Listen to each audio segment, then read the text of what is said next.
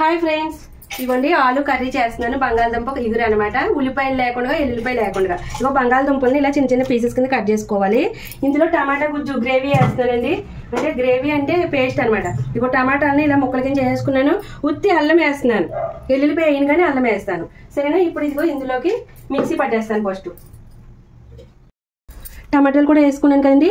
ఇందులో గ్రేవీగా బాగుంటుందని చెప్పేసి ఇదిగో జీడిపప్పు నూకుంటే నేను ఇందులో వేస్తున్నాను అనమాట. చక్కగా పేస్ట్ కింద అయ్యి మనకి టేస్ట్ అనేది చాలా బాగుంటుంది కదా. ఇప్పుడు దీన్ని బాగా పేస్ట్ చేసేస్తాను మెత్తగా.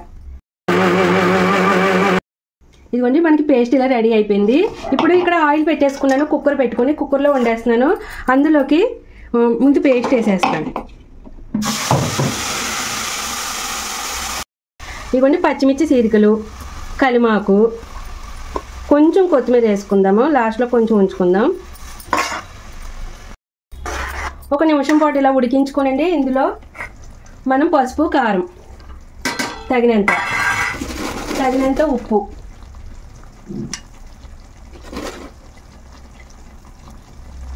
ఇంక ఈ ఆలు చిన్న చిన్న పీసెస్ కింద కట్ చేసాం కదా, ఇవి వేసేసుకోవాలి. కొంచెం ధనియా పౌడర్, జీరా పౌడర్. చూడండి నేను బిర్యానీ మసాలా పౌడర్ ఆడుకొని ఉంచుకున్నాను, అది వేస్తున్నాను. ఇలా కొంచెం వేసుకోవాలి. ఇది మొత్తం ఇలా కలుపుకొని ఒకసారి. ఇప్పుడు ఒక గ్లాసు వాటర్ ఇలా వేసుకుందామండి. ఎందుకంటే నేను విజిల్ వేస్తున్నాను కాబట్టి వెంటనే అన్నీ వేసాను అనమాట. నిమిషం పాటు మగ్గించి ఇప్పుడు ఒక గ్లాసు వాటర్ వేసేసాను. ఇప్పుడు విజిల్ వేయించేస్తాను.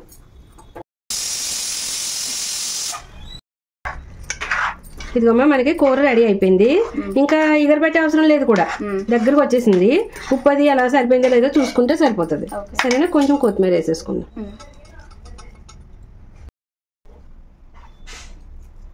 ఇంకా లాస్ట్లో కొంచెం కొత్తిమీర వేసుకోవాలి.